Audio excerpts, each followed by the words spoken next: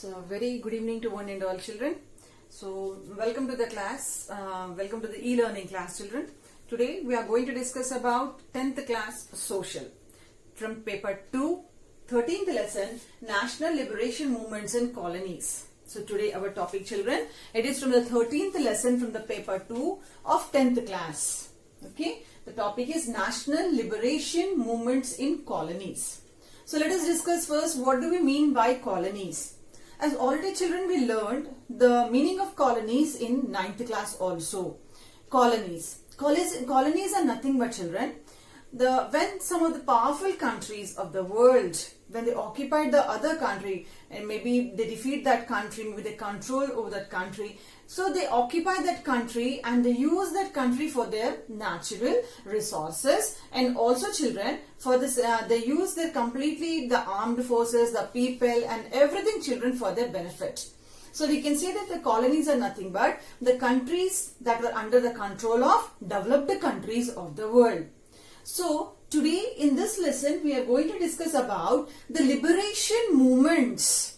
We are going to discuss about the liberation movements. That means how these colonies, who were the colonies and how these colonies, they struggled against the the western countries of the world or the powerful countries of the world, and how they attained freedom. Liberation, liber means freedom, free.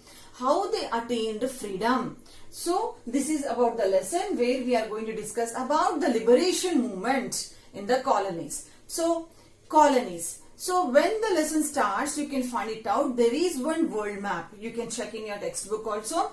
There is a world map, and in that world map there are few colors are given. Look at the map, children. The map is there in the textbook.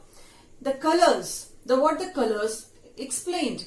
The color in the world map, the countries with the pink color, it shows that the countries were under the control of Britain. I hope you are observing the map. So the countries that were in the pink color, the countries were under the control of Britain. Then the countries that are in the blue color in the world map, it shows that these are the countries that were under the control of France. Okay, so pink for Britain, France for blue, and then followed by, children, the Holland for brown color. You can find the brown color also in the world map, that is for Holland. Still there is one color you can find it out in the map, that is grey color.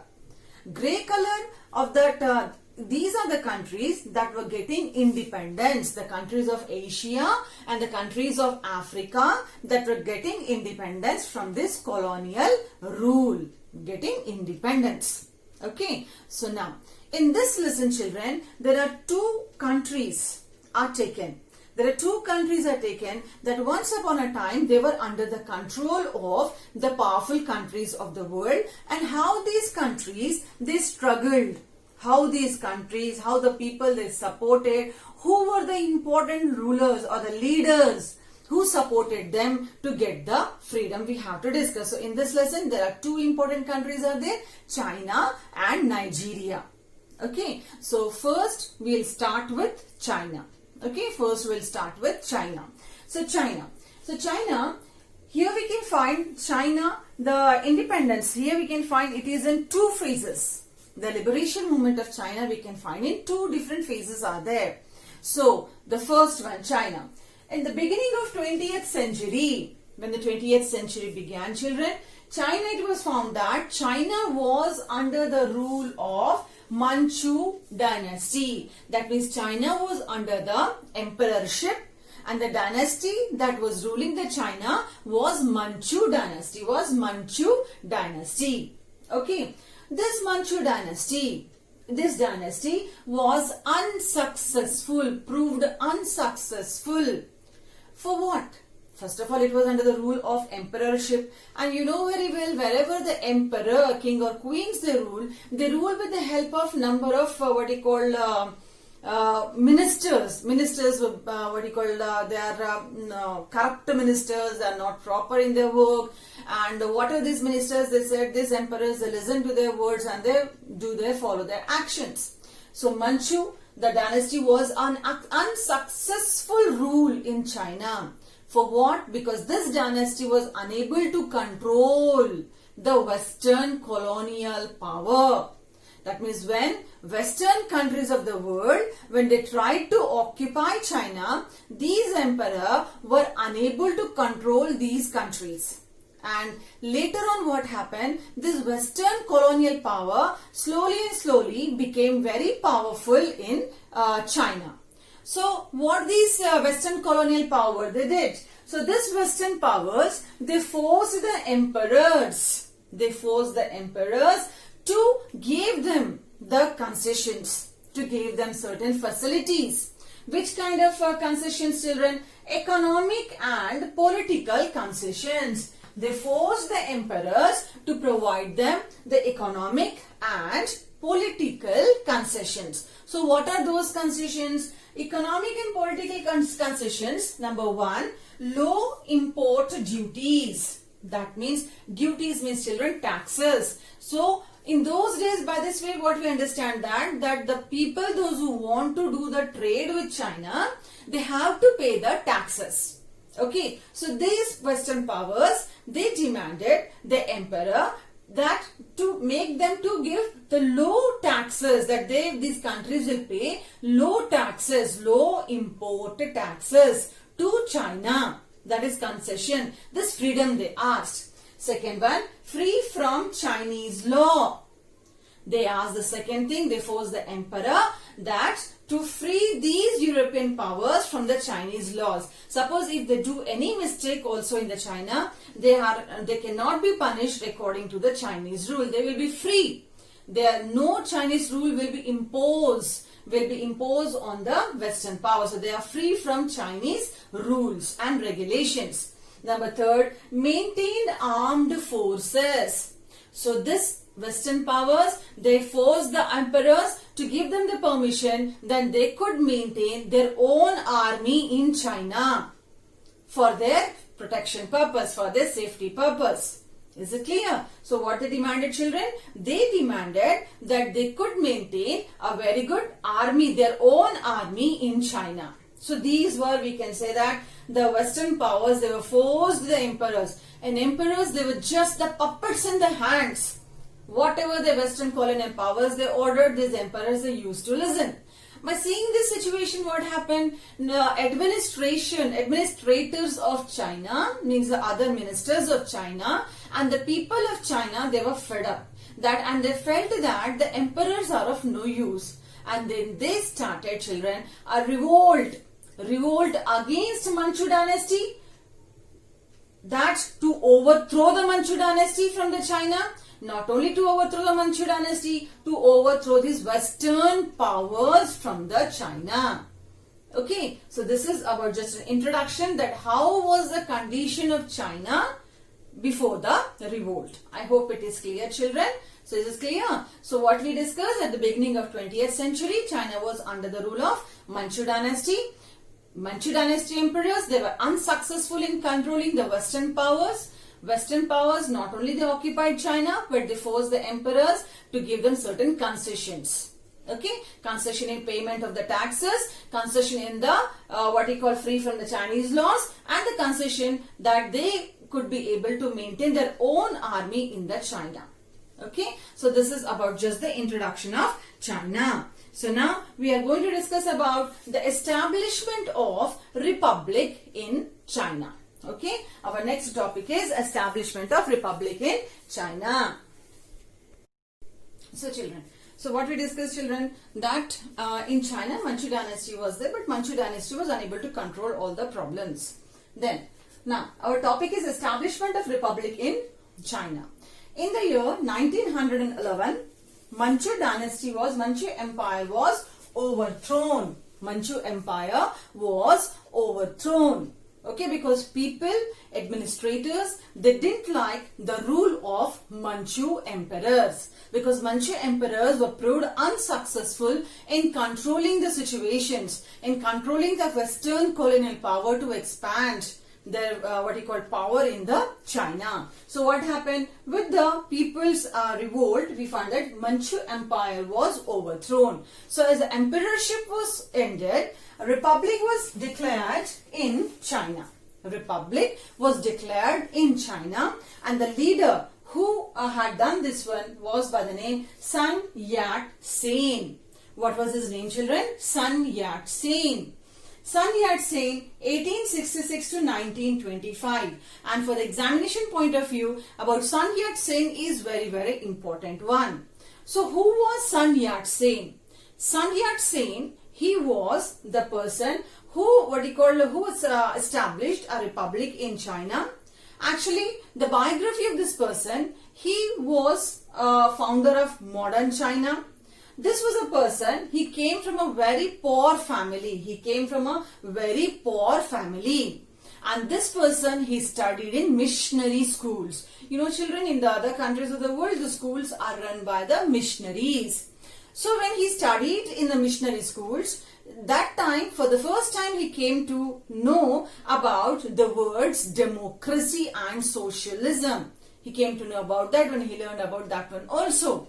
And then later, he completed his education in medicines. He studied in missionary, he studied medicines. But that was a time period where complete China was, the people of China was suffering from the rulers of China, that was from the emperorship.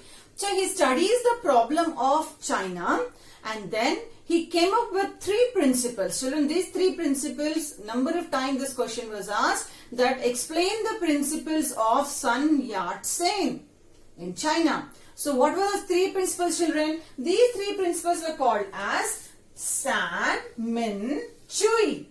What was the name, children? San, Min, Chui. What is San? San means nationalism. San means nationalism. It means that under this principle, the first one is the most important need is to overthrow the Manchu emperors. Not only Manchu emperors, but to overthrow the Western colonial power from the China. That is nationalism, San. Then Min, democracy. A government should be established where the country of China should run according to the wish of the people, will of the people. Democratic government. Min means democracy. Then Chui. Chui means socialism. Children, number of times we discussed this word socialism. Socialism, it means where the means of production are under the control of government.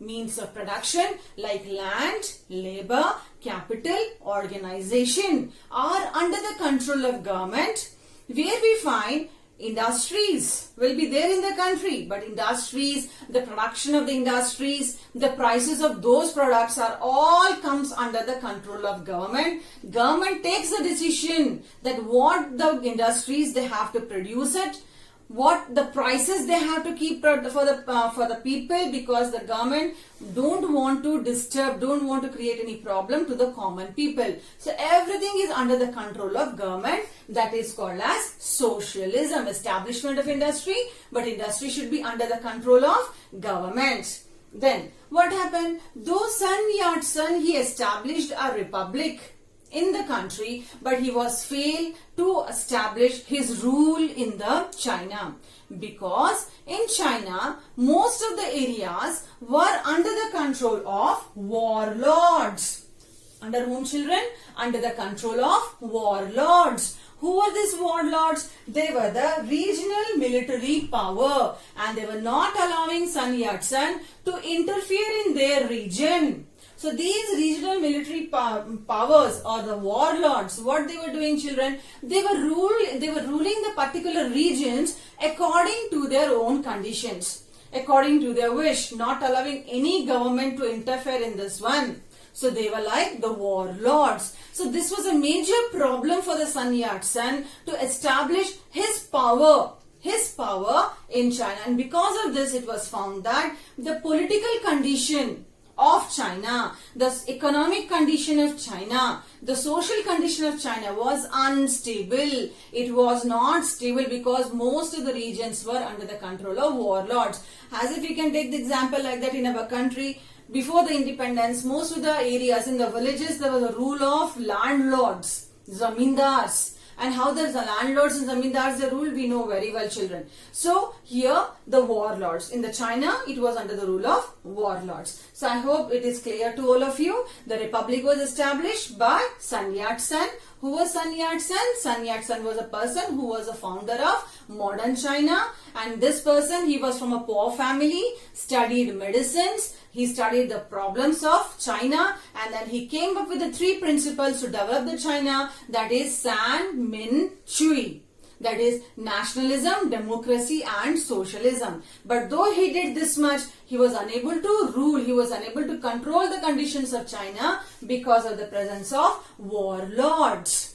Okay, now after this one, we have to discuss about the very important movement in China called as May 4th movement. So now our next topic, children, in China only, about May 4th movement. So what is this May 4th movement? This is also very important, children, for the examination point of view.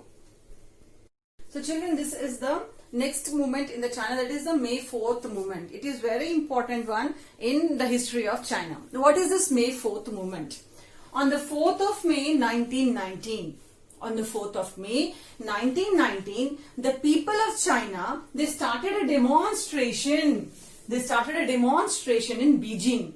Beijing is the capital of China. Okay, they started a demonstration in Beijing against the decision of Treaty of Versailles. Is it clear? The people of China, on the 4th of May 1919, they started a demonstration on the roads against the decision of Treaty of Versailles. Now you are getting the doubt, what is the China, why the people they demanded, what was the protest? So children, at the time of First World War, China was an ally, means China was supporting the Britain. Okay, China was supporting the Britain against Germany at the time of First World War. And after the First World War, what happened, children?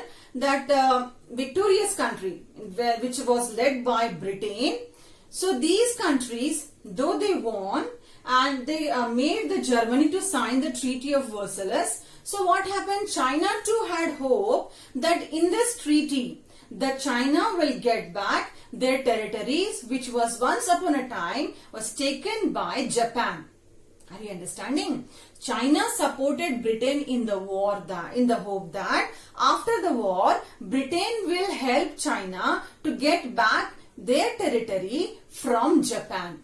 But this could not happen. This was not happen, children. In the Treaty of Versailles, nothing was given to the China. Though we discussed, Germany gave their territories to France and some other countries also, they occupied some territories in the Treaty of Versailles. But China, being friendly and supported to the Britain in the First World War, China didn't get anything. So after the Treaty of Versailles, the people of China, they came to know about this injustice, and they came on the road and they started a protest on the roads in Beijing, in the capital of China, and that against the Treaty of Versailles. With this, what happened? These people, they started demanding more. So this movement is very famous in the history of China, called as May 4th movement. You'll get one question on 2 marks. What is May 4th movement? So what is May 4th movement? What people they demanded? So these are the demands of the people in the May 4th movement.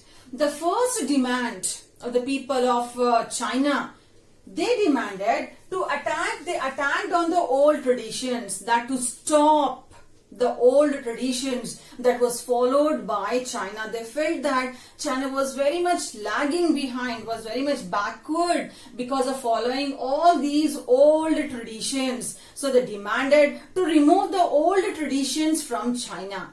First one, to save the China through modern science. The people, they felt that only science, if science and the new technology will provide to the China, it is helpful for the China to develop it, to save the China from all this destruction by the help of modern science, to establish democracy, people's rule in China. Then to establish nationalism, the feeling of patriotism that they are all one. The feeling of nationalism, everything, the government should handle it. The government should solve the problem. Then wanted foreigners to leave China.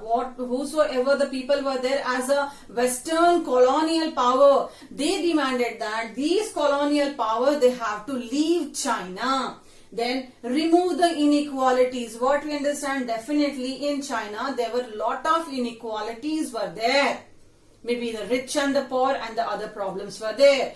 Not only rich and the poor, there was a lot of inequalities there in the China in case of gender. Male and female inequalities were lot are there in the China. Followed by reduced poverty. In China, poverty was a main problem because that time also there was a very good population was there in China. So poverty was main problem. So they demanded to remove this poverty, to reduce this poverty from the China. And then they demanded the to remove the subordination of women. What is subordination of women, children? Subordination of women is nothing but, children, the women were treated as as a lower, in a lower cadre. So this subordination of women to be removed. Women should give equal rights. No one is higher, no one is lower. Men and women should get equal rights, equal opportunities. So they demanded to remove that inequalities. Then followed by the most important one, children, they demanded to abolish the practice of foot binding. This is a very, very worst practice that was followed in China.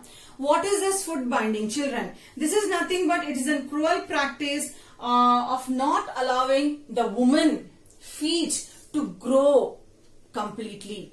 It is nothing but, children, the feet of the woman, the 2 feet of the woman, since childhood it will be tight. It will be tied very tightly so that the feet of the woman should not grow.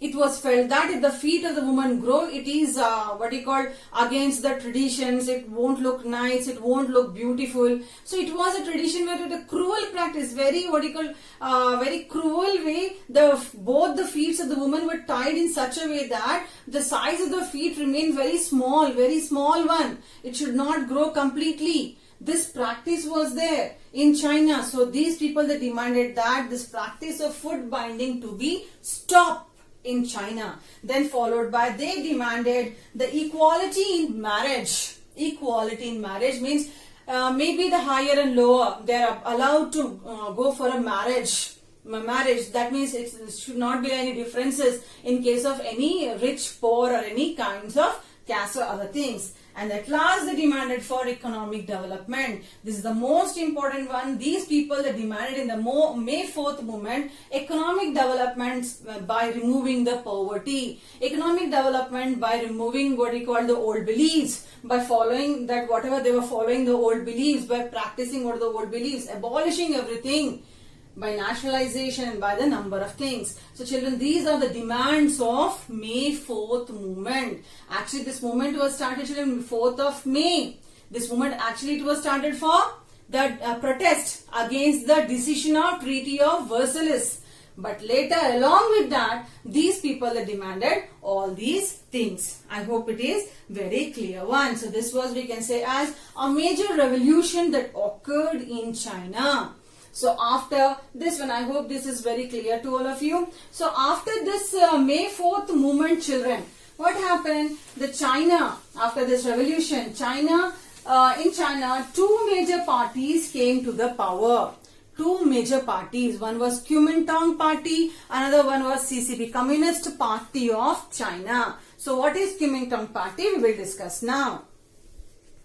So children, so now this is in this one, after the revolution in China, there were 2 parties were formed in the China by the name the Kuomintang Party. Kuomintang Party, which is also called as KMT. Kuomintang Party, also called as KMT. And the second party was Chinese Communist Party, also called as CCP.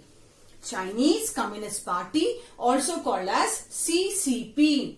So these 2 parties, Kuomintang Party and the CCP, though the 2 parties were there, both the parties, they wanted to unite the country. The demands were same. What you call the aims were same. They wanted to unite the country. Not only unite the country, but they wanted to bring stabilization. They want to stabilize the country's social, political and economic conditions. They wanted to make the country stable. Okay, so this revolution gave birth to the two parties in the China. So what is this Kuomintang or the Kuomintang party? Kuomintang party, they followed the principles or the philosophy of Sun Yat-sen. Kuomintang party, they followed the principle of Sun Yat-sen. So this party identified nearly 4 great needs for the country. That was food, clothing, housing and transportation. These were the 4 needs that was identified by the Kuomintang party. Okay, children. So what happened? This party was worked following the philosophy, principles of Sun Yat-sen. After the death of Sun Yat-sen, the new leader came to the Kuomintang party by the name Chiang Kai-shek. I hope it is clear, children. 4 great needs, and this party followed the principles of this Sun Yat-sen. So now, after the death of Sun Yat-sen, the new leader who came to the power by the name Chiang Kai-shek. The new leader who turned as a leader for the Kuomintang party was Chiang Kai-shek with the time period from 1887 to 1975. Chiang Kai-shek was a new leader for this party. So, what this person, he did it. Children, already I said you that Sun Yat-sen was unable to control the warlords. So this person, as soon as he came to the power, he launched military campaigns. He launched military campaigns. Campaigns against warlords. Against warlords. What is this one, children? That means he sent military everywhere. Wherever the warlords were there, because that time the warlords were creating a lot of problem. They were not listening to the word of the government. They ruled their particular region according to their own wish. So this person, Chiang Kai-shek, he started military campaigns. He sent number of military groups of military people to those areas where warlords were there and tried to control the situation. Not only this one, children, this person, he wanted to make China, he wanted to militarize China. He wanted to militarize China, means complete China should be under the control of military. To control the condition, he wanted to militarize the China. Who? This Chiang Kai-shek. Now, about this Kuomintang party. Kuomintang party, they were having their base at the urban areas. Mostly they were having their base in the urban areas, means in the city areas only. Party officers, party works for more children during those days for the QMT. So it was found that in China, that time the urban growth was very slow. And we find that the people of this area, most of the people, half of the working population, nearly about 5 lakhs of the population of China, they were living in the cities like Shanghai. The population of China, most of them, they were living in the cities like Shanghai, and the remaining population, we can find that the small percent of population, they were doing the work like shipbuilding, and they were working in some of the industries. Some of the people, they were working as a shopkeepers. Some of the people, they worked as a traders and urban. They were settled in urban areas. So this was the condition, children, of the China under the Kuomintang party. Then, beside this one, what were the other conditions? In the China, in those days, even under the rule of Kuomintang party, the women, we can find that these were the women. The women they earned very low wages. There was no equality, children, among the men and the women.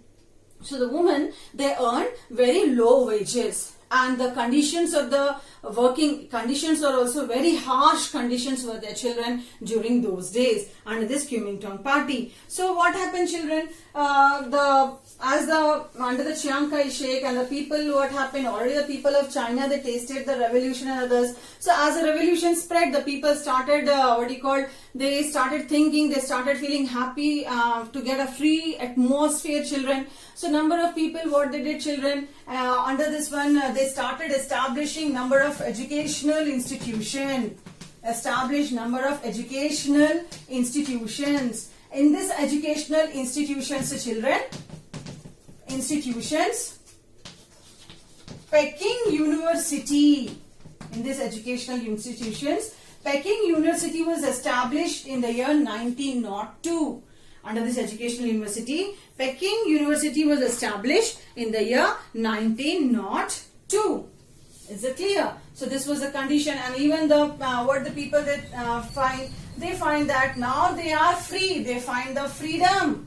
People, they find that now they are free under the Chiang Kai-shek, and they felt that the family should be based on equality. These are all just demands. People hope the family should be based on equality. So all these one we can say that the peoples, they hope under Kuomintang party. Who was the head of Kuomintang party now? Chiang Kai-shek. What he did, children, this person, he wanted to militarize the country. He used the military to control the warlords. That was a good thing. That was impossible for Sun Yat-sen, but now this person, he was able to control the warlords of China. Then what happened? Under his leadership, what happened? Peking University was established in the year 1902. The people, they felt freedom. People, they started thinking that to have their family on the equality basis.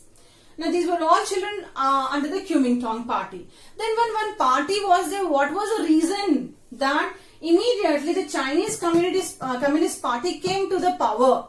That means there were some failures. There were some failures from this Kuomintang party. So let us discuss what are that. So who was the leader, children, of this Kuomintang party? The leader was Chiang Kai-shek. Okay. Let us discuss about this person. Actually, where this person did the mistake, the people, they turned their minds towards the next party. Because only two, when one is not good, doing the best, they will shift to the other. The same thing was going on. So Chiang Kai-shek, the very first quality that he was having, he was a conservative. He was a conservative person. Conservative means, children, the people who like the old traditions, old beliefs, not ready to change according to the changing situations, according to the changing technology, not ready to adopt new technology, just believe in the old methods, customs, traditions, everything. First one is the conservative person, was Chiang Kai-shek. Second thing, this person, he encouraged that a woman should have 4 virtues. Woman should have 4 virtues, 4 qualities. Woman should have the 4 qualities or 4 virtues, 4 behavior. Compulsory, it should be there in all the women of China by the name chastity. The 4 virtues. This is also a very important one. The 4 virtues of this Chiang Kai-shek. Chastity, appearance, speech, chastity, appearance, speech, and work. These were the 4 important virtues. So this person, he encouraged that a woman should have these 4 behaviors, 4 qualities in their behavior. Chastity, pure in character. The woman should not be a characterless. The woman should be pure in character. Woman should good in appearance. Woman should good in speech. Woman should good in work. So this we can say that these are all the things that once we heard that it was in the olden times how women should be. That means women are not allowed to enjoy the freedom outside.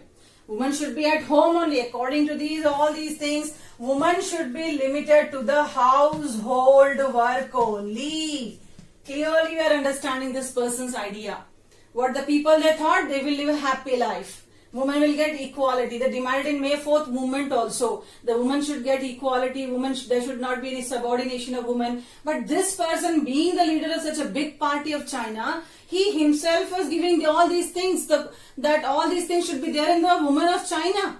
That means completely it is subordination of woman in the China. Beside this one, children, this was a person, what he did, this person, he prescribed the length of hemlines. Length of hemlines. It is nothing but the length of the frock that woman they wear. That means whatever the dress the woman they are wearing in China, what should be the length till the last? What should be the length of that frock of the woman? She has to cover herself. That length is also given by this person.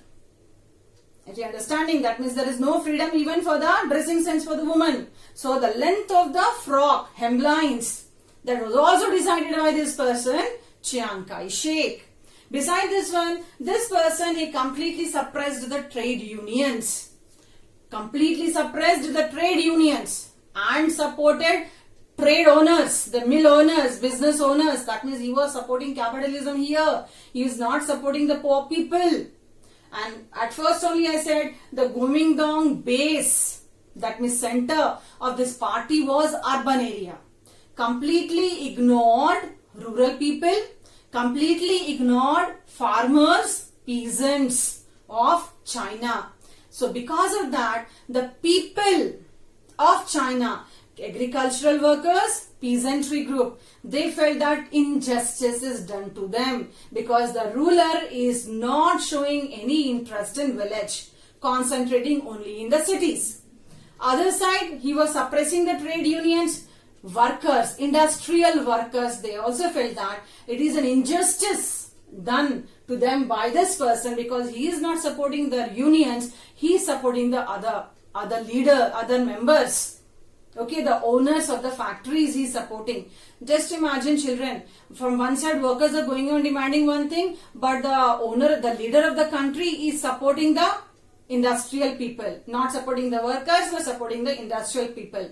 So because of that, what happened? Again it's led to the change in the minds of the people towards the next party, Chinese Communist Party. They had a hope. Kuomintang is not working properly. The Chiang Kai-shek, though he is not concentrating on the work side, even though he is making the complete society in an olden age society. So in this way, what happened? Very soon, Kuomintang lost the power. And the next party that came to the rise, that was Chinese Communist Party. So in the next class, we'll discuss about the Chinese Communist Party. So this is the part 1 because the lesson is very big, children.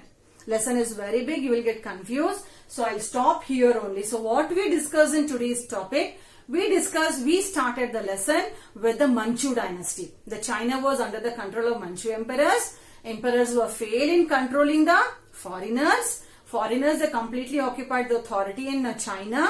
People, they revolted under the leadership of Sun Yat-sen. Sun Yat-sen famous 3 principles, San Mian Chui. And with that, what happened? They were able to overthrow the Manchu dynasty in which year? 1911. They overthrew it. Then afterwards, Sun Yat-sen, he was unable to control the warlords. Then what happened, children? After the death of Sun Yat-sen, the new leader came to the power for the Kuomintang, that is Chiang Kai-shek. Chiang Kai-shek, he completely wanted to militarize the country, though he controlled the warlords, but he implemented number of rules and regulations. As a conservative, he implemented all these things, did not concentrate for the peasant group, agricultural group, or the industrial trade unions group. Supported all the rich people. That made this Kuomintang party to lose the importance and made the mind of the people towards the Chinese Communist Party. Hope this is clear to all of you. And you know what is your work? Your work is go through the lesson, read the lesson with concentration. Read it with concentration. You will understand it very easily. Go through the map pointing that I explained. You know, some of the countries with some colors. Go through that one. Okay. So by that time, thank you one and all. It's time to leave. So we'll meet in the next class with the Chinese Communist Party. Thank you, children.